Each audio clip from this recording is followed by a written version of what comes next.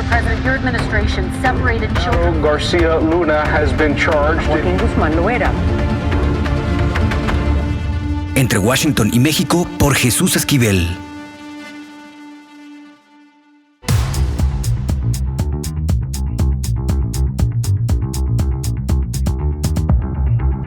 ¿Qué hules? Bienvenidos a Entre Washington y México. El tema de la inseguridad y la desconfianza en las autoridades policiales en el país no es nuevo. Como tampoco es nuevo el que nos mientan las autoridades respecto a lo que hacen para combatir al crimen y sobre todo para cambiar las actitudes de los elementos de la policía. La Ciudad de México es un gran ejemplo de esto que estoy mencionando. Y gracias a las investigaciones que han hecho reporteros como Steve Fisher, un periodista independiente, que ha documentado lo que está ocurriendo en la capital mexicana. Y esto después de que la jefa de gobierno, Claudia Sheinbaum, declarara que acabó con la corrupción en la policía. Una declaración desafortunada y demasiado prematura. Steve, gracias por estar en Entre Washington y México. Muchas gracias, Jesús, por el espacio y saludos a tu auditorio. Has documentado los abusos que cometen elementos de la policía de la Ciudad de México y sobre todo que se siguen llevando a cabo los vicios del pasado, la tortura, la implantación de evidencias y sobre todo la manipulación de las situaciones de personas que por azares del destino caen en manos de estos delincuentes vestidos con uniforme. ¿Nos puedes contar a grandes rasgos qué es lo que acabas de reportar? Claro que sí. Pues yo empecé con un caso de un señor que trabaja en una taquería en la Ciudad de México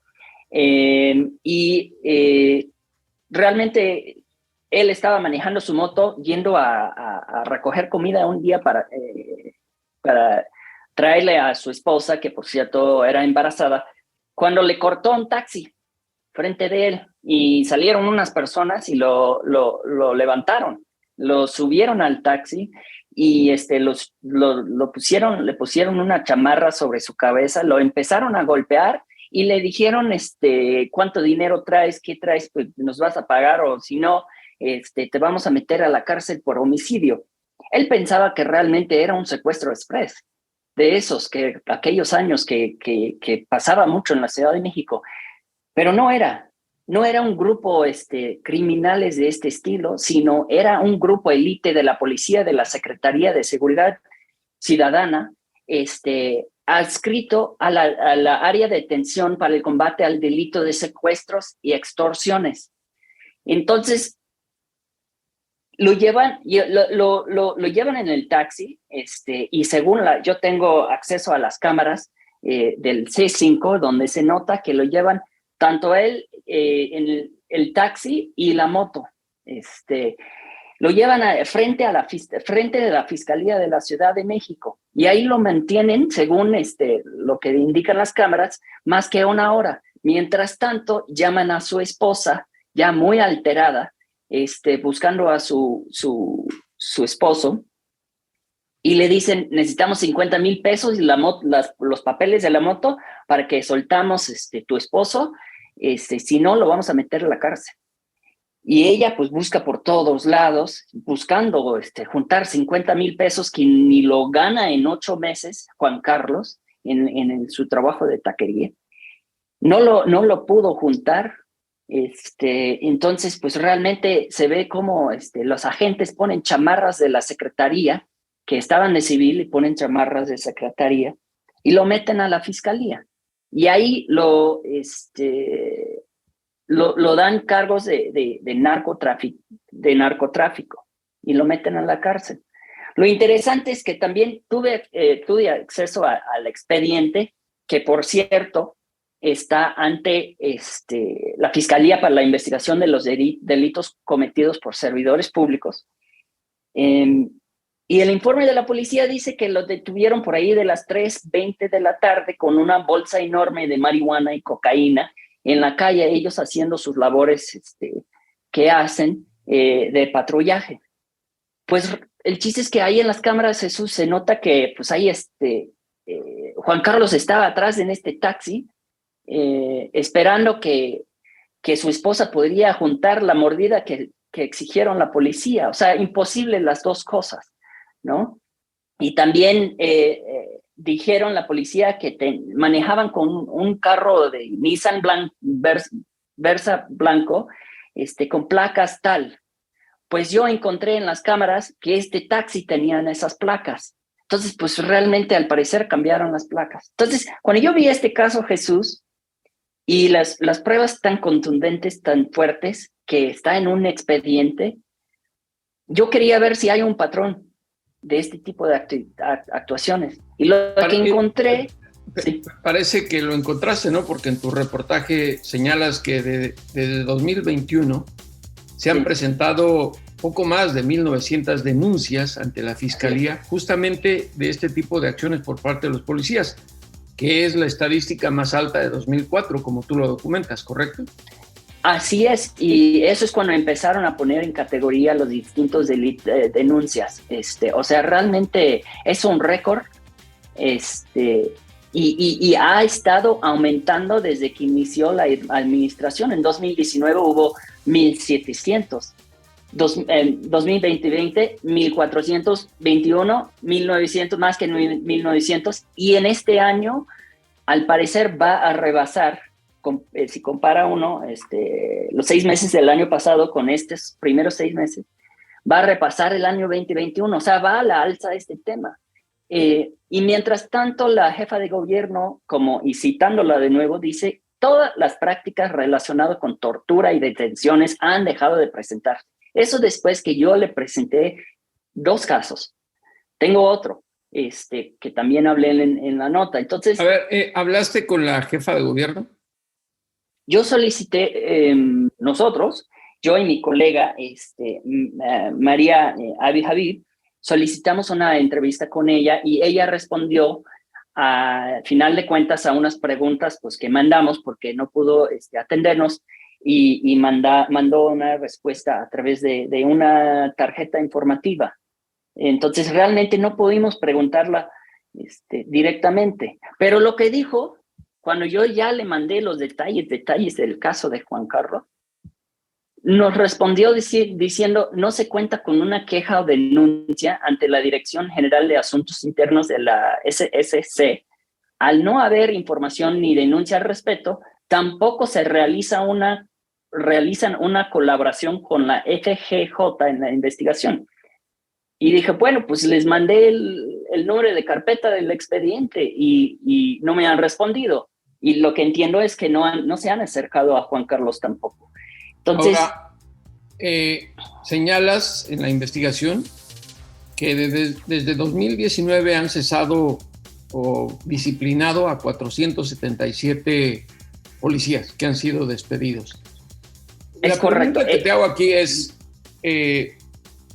este patrón, que no es nuevo en los policías mexicanos y sobre todo en la Ciudad de México, exponen, pues, digamos, tendencias que se tenían tradicionales en la Policía Federal. Omar García Harfuch, que es el jefe de la policía en la capital de mi país, era pues un discípulo de Genaro García Luna, el exsecretario de Seguridad Pública, acusado de narcotráfico y encerrado en Estados Unidos por tales acusaciones, en la época de Felipe Calderón. ¿Tú crees que esta situación tenga que ver con esa correlación de aprendizaje en el caso de García Harfuch de quien fuera su maestro, García Luna? Jesús, lo que sí se podría decir es que en la investigación que nosotros hicimos hay un patrón muy fuerte de siembra de drogas y otras cosas a la gente de recursos bajos en la Ciudad de México. Es una forma de, lo que encontramos en la investigación es la forma más fácil de generar una cifra de productividad desde adentro de la policía. Y las fuentes de policía que yo tengo, con quien hablé en la ciudad, dicen que esto es un modus operandi que lleva el secretario actual.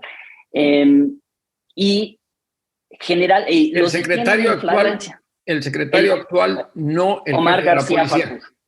Sí, Omar García Harfuch. Dicen que esto es un patrón de lo que se han visto la policía de la Ciudad de México, quienes se quedan muy preocupados, tanto de la Secretaría como de la Fiscalía, porque en la Fiscalía, la Policía de Investigación reciben estos casos y tienen que investigarlos.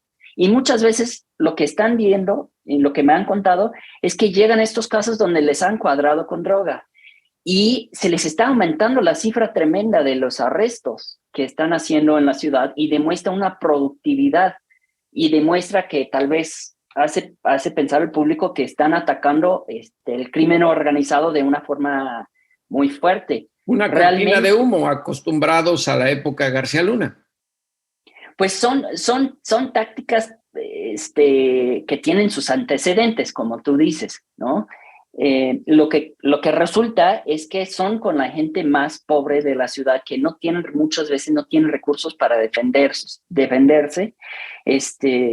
Y la jefa de gobierno en su candidatura había dicho que ella es al lado de la gente más pobre. Entonces, estamos viendo algunas contradicciones, Jesús, entre lo que dice la jefa de gobierno, entre lo que dice el secretario de Seguridad y lo que se está viendo en las calles de la Ciudad de México. Y la realidad, sí, exactamente. Ahora, ¿buscaste a García Harfuch para entrevistarlo? Por supuesto que sí. No me pudo atender y uno de sus subsecretarios me atendieron.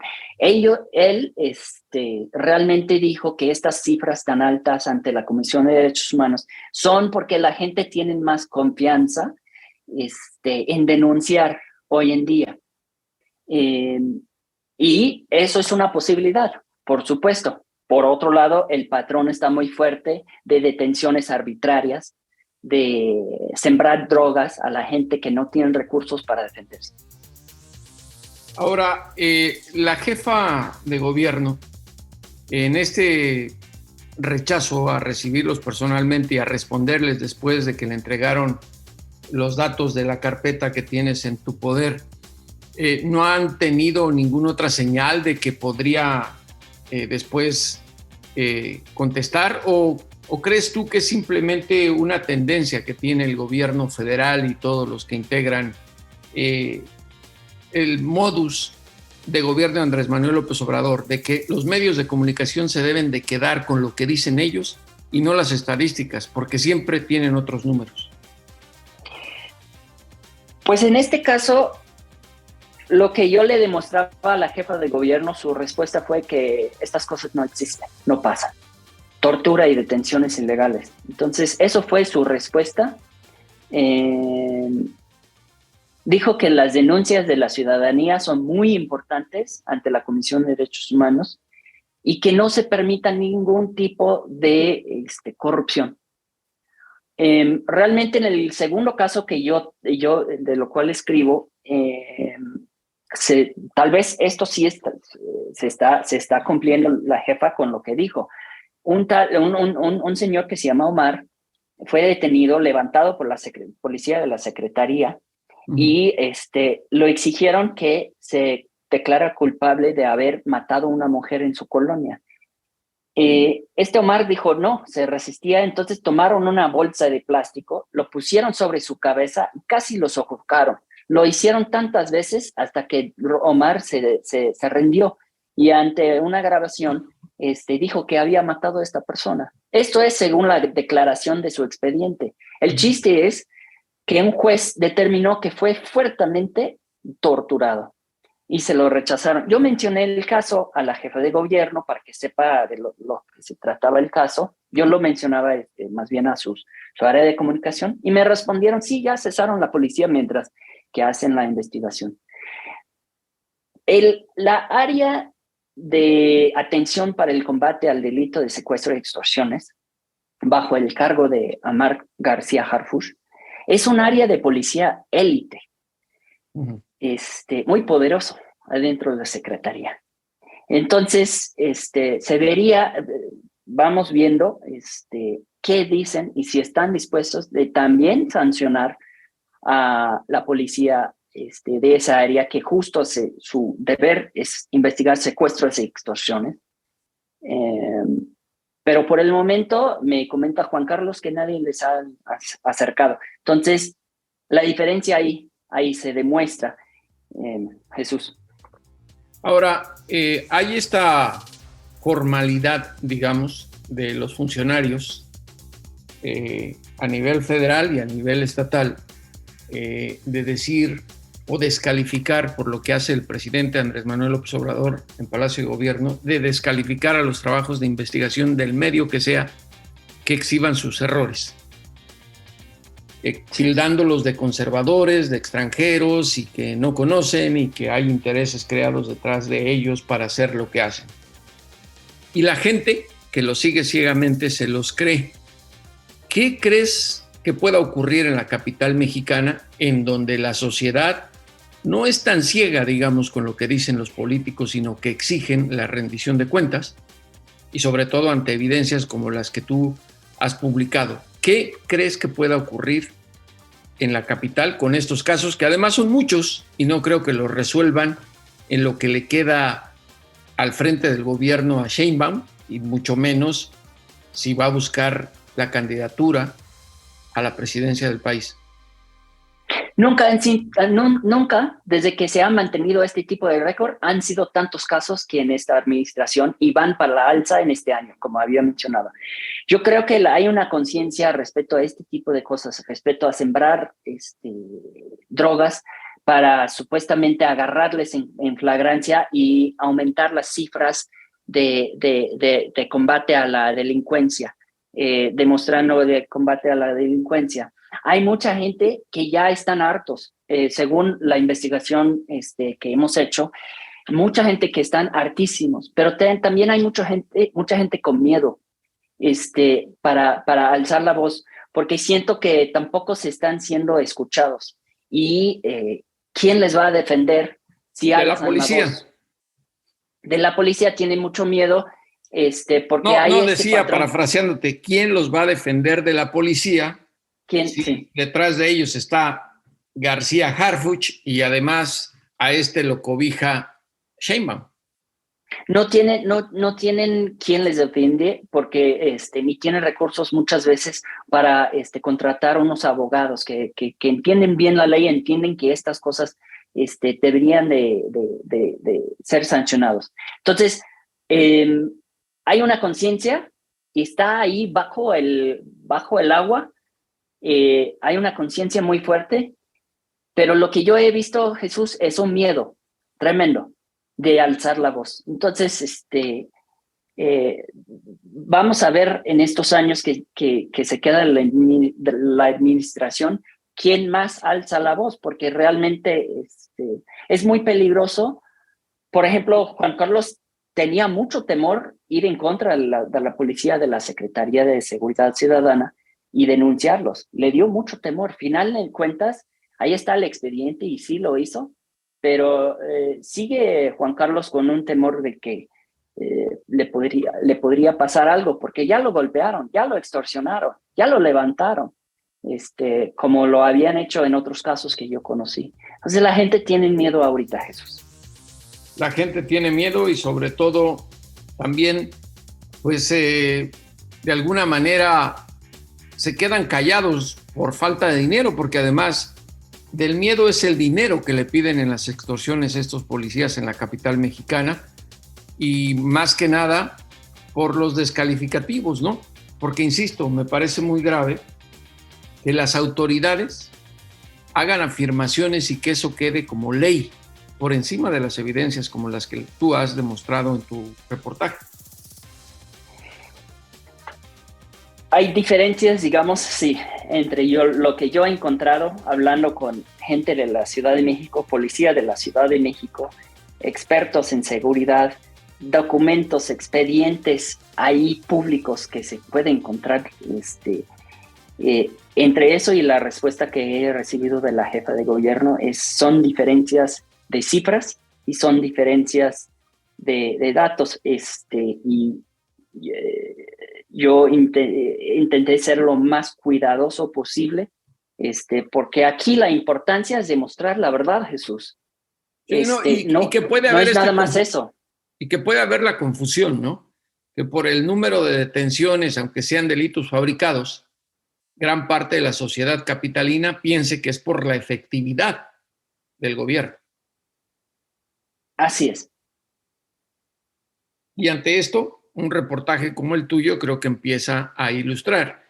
Y el silencio de Sheinbaum creo que le da credibilidad y sustento a lo que hiciste, ¿no? El yo que creo calla que otorga, decimos en México. Hasta el momento, lo que dicen, por ejemplo, yo tengo el ejemplo de Juan Carlos y dicen que no hay prueba, no hay denuncia, y por eso la fiscalía no está investigando. Cabe mencionar, Jesús, que yo también llamé mandé una solicitud de respuesta de la misma fiscalía, quien está llevando este caso, y no me contestaron tampoco. La única respuesta que yo tenía es de este señor Omar, donde dicen que las policías están siendo investigados. Pero el caso de Juan Carlos, con todas sus pruebas tan contundentes, no se ha escuchado nada. Entonces, por el momento, en eso quedamos. O sea, mi función es demostrar este patrón fuerte y a la alza, y a las autoridades les toca cumplir con lo que dijeron. Y con lo que marcan las leyes, además. Exactamente. Steve, muchas gracias por esta conversación aquí en Entre Washington y México. Esperemos que haga eco lo que has investigado y se tomen medidas en consecuencia. Gracias a ti, Susi, por tu interés en esta investigación.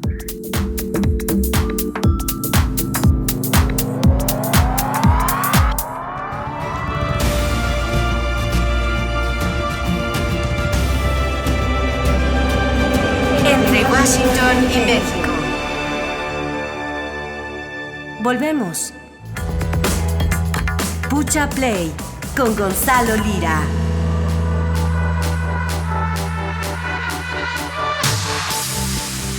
Ya está aquí con nosotros Gonzalo Lira Galván para recordarnos, Pucha Play, no importan las ampollas. Gonzalo, ¿qué nos tienes? Hola, ¿cómo estás, Jesús? Pues les tengo de entrada, como siempre, el gusto de saludarles y obviamente vamos a irnos con una recomendación porque fíjate que hace unos meses se llevaron a cabo los premios Platino en España y una de las películas que arrasó con aquellos premios al cine iberoamericano fue la producción española El Buen Patrón. Y ahorita vamos a ver cómo se relaciona con muchos de los temas que se hablan hoy. El Buen Patrón es protagonizado por Javier Bardem y es la historia de un empresario que tiene una compañía que se dedica a hacer básculas y que está a punto de ser visitado por un comité que va a premiar a su compañía por un trabajo de excelencia. Sin embargo, pocos días antes de que esto ocurra, estalla una huelga, los trabajadores se vuelcan inconformes en contra de este patrón interpretado por Bardem, y a partir de la comedia, la película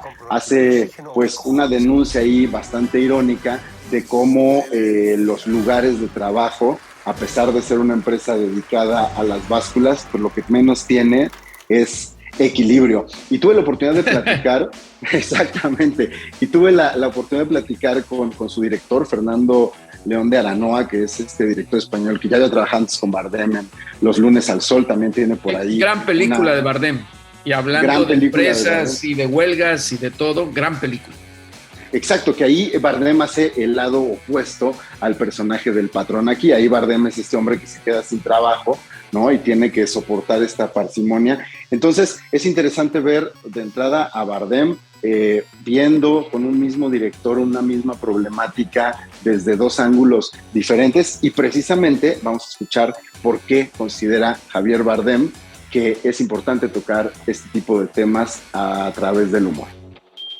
Yo sé que Fernando es un director que tiene siempre una impronta social importante, y en este caso se asomó un poquito más a la comedia, a la ironía, a la mala leche, ¿no? Sí. Contarlo con una especie de humor negro, fuerte, que ha hecho de la historia algo todavía más digerible, creo, para el gran público.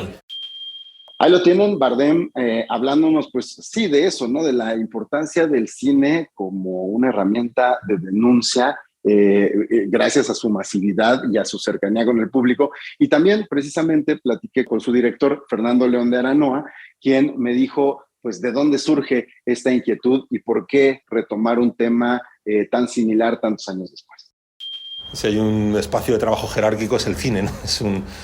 Y un poco porque al final tiene que ser así, no hay un momento en el que una persona tiene que tomar las decisiones, y te diré que la gente quiere que sea así también, porque no todo el mundo quiere tomar las decisiones en un plato. Muchas veces dices, decide tú, la gente te va a decir no, porque también, bueno, tiene al final es una cuestión de responsabilidad, de lío, pero es verdad que es muy jerárquico.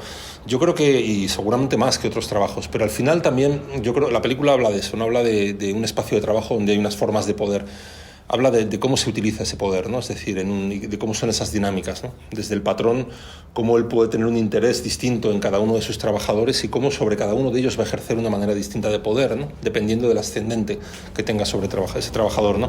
No es lo mismo el poder que intenta ejercer sobre José, que acampó afuera, que el que intenta ejercer sobre Liliana, en la que busca otras cosas, tiene otros intereses, ¿no? Entonces, al final creo que habla mucho de eso, ¿no? De cómo lo usamos, ¿no? De si abusamos de él, porque todos podemos ser muy éticos y decir, no, yo no haría nunca algo así, ¿no? Pero ¿y si realmente lo necesitas, ¿no? Él quiere un premio, ¿no? Pero y nosotros en nuestros ámbitos, y si queremos algo, va a haber un momento en el que te vas a permitir usar tu poder de una manera... Yo creo que la película intenta interpelar a todo el mundo. Desde luego, cuando escribes te interpelas a ti mismo sobre cómo, si haces eso, no lo haces, en qué medida lo haces, ¿no? Pues un tema muy actual, Gonzalo, porque la problemática laboral está ligada a la corrupción en las empresas, y bueno, México padece de esa enfermedad desde hace muchos años, y qué bueno que se estén investigando y que en una serie, en una película, nos pongan en perspectiva este tipo de malestares, enfermedades que siguen padeciendo sociedades como la nuestra. Exacto, y que de alguna forma nutren a este aparato de corrupción que es más grande incluso que esas gigantescas empresas que se vuelven no solo testigos, sino cómplices también. Y que son un cáncer muy difícil de erradicar, sobre muy todo difícil de erradicar. Por lo que tiene que ver con los sindicatos, lo que tiene que ver con los patronos que se vuelven una especie de tiranos y que prefieren incluso en muchos casos eliminar a trabajadores. Exactamente. Quitarlos del medio y contratar a nuevos con peores condiciones laborales. ¿Por qué? Porque tienen mayor necesidad. Y porque pueden ser despedidos con toda facilidad. Y qué gran actor Bardem. Los lunes al sol me recuerda esa situación que se vive en muchos lugares en México, aunque no en astilleros, pero sí en las grandes empresas que de pronto cuando ya ven la edad de algún trabajador le dicen nos vemos y muchas gracias. Así es. El Buen Patrón la encuentran en la plataforma de Star Plus, o si están en Estados Unidos, seguramente la encuentran en Hulu. Pues ahí está, Pucha Play con Gonzalo Lira Galván, aquí en Entre Washington y México. Gracias, Gonzalo. Gracias a ti, Jesús.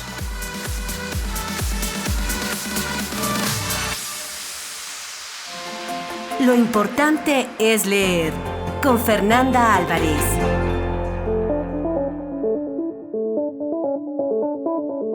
Ya lo saben, y aquí en Entre Washington y México lo sabemos perfectamente. Lo más importante es leer. Y si no, para eso está Fernanda Álvarez de Penguin Random House, recordándonoslo cada semana. Fer, ¿qué nos vas a poner a leer en estos días? Hola, querido Jesús, pues es un gusto como siempre estar aquí compartiendo con ustedes lecturas, y les traigo 2 novelas. La primera de ellas es de una autora mexicana ya muy consolidada, que ha sido autora de la casa pues yo creo que muchísimos años, que es Ana Clavel, y trae un libro que sorprende muchísimo, que se llama Por desobedecer a sus padres, que ya desde el título nos mueve cuestiones por todas partes, y es la historia de Darío G. Galicia, o de Darío G.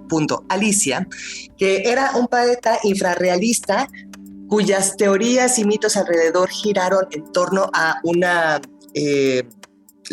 lobotomización que le habían hecho sus padres, según esto, porque era homosexual. Entonces lo que hace el personaje de Ana Clavel, que se llama Ana Laurel, es jugar con una serie de espejos, de entradas y salidas, como Alicia en el País de las Maravillas, buscando y tratando de encontrar cuál fue la razón por la cual Darío Galicia, había desaparecido en esos momentos en los cuales la literatura o su poesía estaba siendo comentada por muchos, ¿no? Es una novela que tiene muchos juegos entre el ensayo, entre espejos, porque resulta que Darío era gran amante de Lewis Carroll, de ahí que tuviera el juego de G. Alicia, como Alicia en el País de las Maravillas. Entonces es una novela que va haciendo recorridos a lo Bolaño en busca de este personaje, con entrevistas, con literatura, por supuesto, con fragmentos de su poesía y sobre todo indagando qué fue de esa realidad o ese mito que fue la lobotomización que le hicieron los padres a Darío. Así que es una novela muy interesante, muy bien escrita, que nos transporta a un universo también, pues tal cual, para pasarnos de un espejo al otro. Y además que, como has mencionado, tiene tintes de Bolaño, y me parece que hasta como trabalenguas por los nombres que tú mencionabas, Fernanda, pero creo que también ayudaría a la reflexión del por qué a este personaje lo someten, ¿cómo lo mencionaste tú? A una lobotomización. Imagínate, creo que nos hace reflexionar justamente del por qué la literatura es importante a veces para pintar de otra manera situaciones que son complicadas en estos días. Claro, y que todo suena locura, ¿no? Entonces sí, es una novela, además tiene cosas muy divertidas, porque Ana Laurel, que no es Ana Clavel, la autora, pues, juega a ser el conejo que persigue a Darío G. Alicia, ¿no? Entonces sí, es tal cual, es un espejo en el cual, digamos que si lo brincamos del otro lado, estamos en una realidad distinta que es esta, ¿no? Entonces es una novela que merece mucho la pena y que nos hace reflexionar pues de muchas cosas, desde el susto, desde cuál es el delicado punto de la cordura y la locura, qué significa también la escritura, cuál es la investigación, cuáles son los procesos y en dónde estamos parados. ¿Ven por qué es importante leer y que Fernanda nos lo recuerde cada semana? ¿Qué más nos vas a poner a leer, Fer? La otra, no sé si recuerdan que hablé de un autor que se llama Fabiano Massini, que él escribió sobre la Segunda Guerra Mundial, cuando muere la sobrina, en teoría la asesina, de Hitler, que es un novelón. Es divertido porque además el detective es increíble. Y pues resulta que regresa alegremente con nosotros con Los demonios del Reich. Y transcurre la historia en febrero de 1933 en Berlín. Está nuestro querido detective Siegfried Sauer sentado, regresando del trabajo, se tuvo que cambiar de nombre. Y cuando llega a su apartamento, sabe que alguien lo está esperando.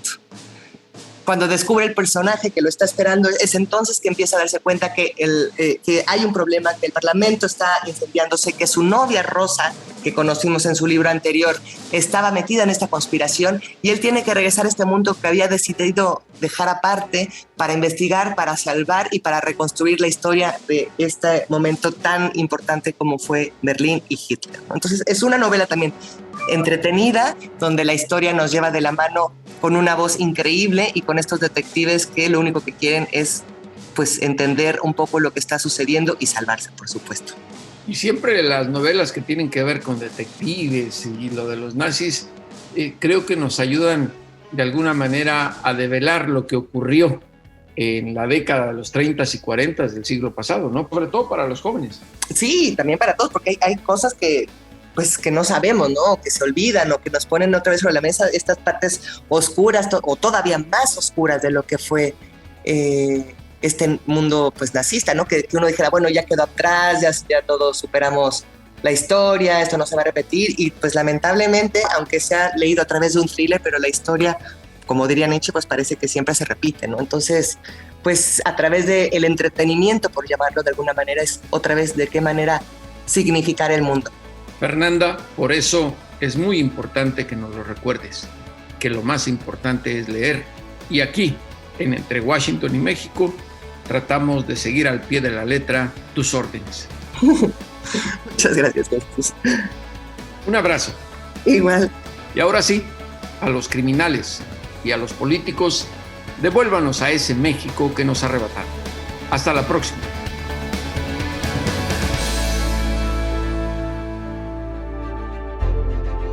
Esto fue Entre Washington y México. Una revisión semanal por la agenda bilateral y sus protagonistas.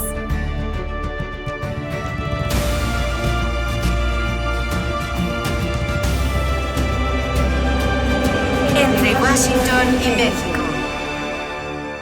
Esta es una producción de Fluxus Comunicaciones.